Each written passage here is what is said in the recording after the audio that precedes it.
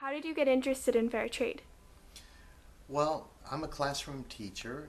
In my school, I teach English as a second language, which means I have students from all over the world, from Latin America, from Europe, from Asia, and a lot of my students come from very humble circumstances. They come from situations of extreme poverty, and I wanted to learn more about their lives and the situations in their country.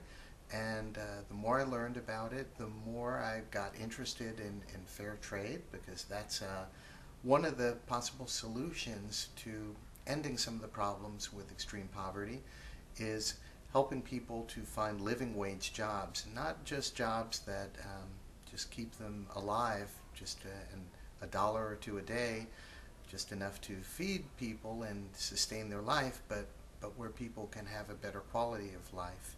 And one of one of the solutions to that problem, as I said, is fair trade. Okay. What's the most interesting fact that you know about fair trade? Um, well, fair trade was very interesting when I started to read about it, but what really brought it to life for me was when I went to Mexico, the Dominican Republic, and saw where people actually live. People who were working, for instance, cutting sugar cane for a dollar, $2 a day. People who lived without shoes on their feet, who lived 10, 12 people in a very small, dirty place without running water. Um, it made me think that a lot of the foods that we eat, the clothing that we wear, may be produced by people who live in conditions that are very close to slavery, but particular kind of slavery that takes place in the time period in which we live in, where people can have a job and be paid these very, very low wages. So the most interesting thing I learned was that life experience, seeing the people behind the clothing, behind the label, behind the foods that we eat.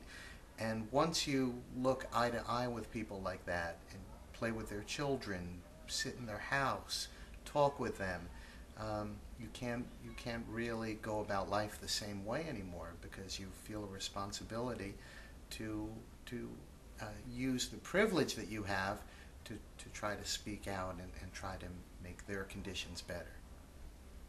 So, what have you done to help the fair trade cause?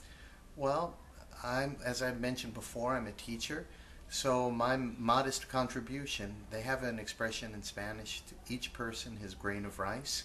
In other words, I'm only one person, maybe I can't do a lot, maybe what I can do is one grain of rice, but if everybody contributes that grain of rice, before long we'll have a mountain of rice. My contribution is each year I bring a group of students and another group of teachers at a different time, and we go into the Dominican Republic, we go to the Haitian border, and we actually spend 8 days learning about extreme poverty. And part of that, as I said, would be learning about fair trade and globalization, and trying to give people the information they need to understand the big picture and to make them want to come home and be interested in fair trade and working for change, so that we can all make a contribution to changing the conditions that cause extreme poverty. Why do you think a lot of people don't buy fair trade items in stores? It's probably, well, for one thing, it's probably a lack of information. I don't think, uh, although some communities know what fair trade is, if you live, for instance, close to Red Bank, like we do, fair trade is probably very well known in that town. It's considered a fair trade town because there are enough stores and businesses that qualify as fair trade. But when you leave those communities, there probably isn't a great awareness or consciousness of fair trade. Uh, and I'm not sure if fair trade is an important part of the solution, but the way fair trade is right now is I make a decision to pay a little bit more for a product that I know is ethically produced. And that's fine. And I wish more people would make that decision. I'll pay a little bit extra for coffee where the farmers make a living wage. I'll pay a little bit extra for a shirt produced in a factory like we visit on our trip where the workers make 3 times what they make in the normal factory. But even better than fair trade, I believe, would be if we had international law that would make it illegal for people to work below a living wage, that would make it illegal for people to work for $1 or $2 a day.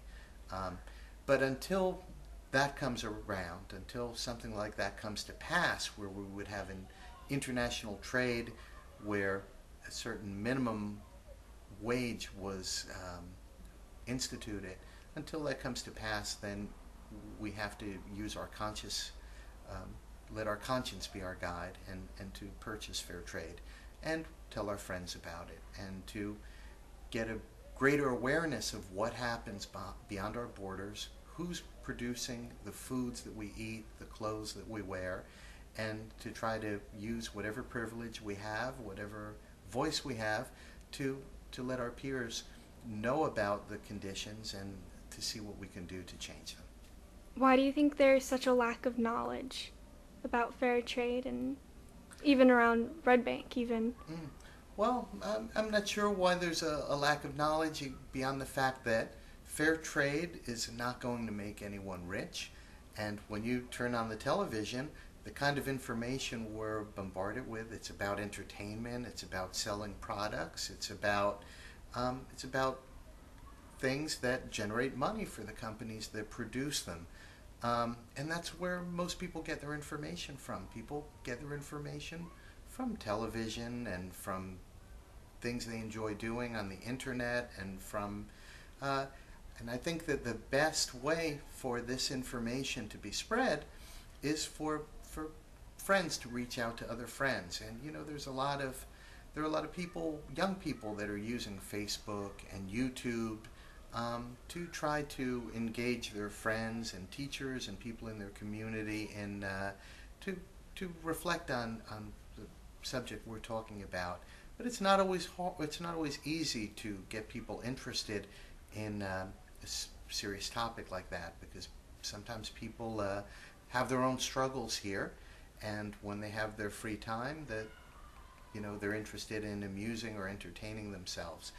But it's really important sometimes that message comes from other young people, and that message is put out there in a way that other young people would find it interesting.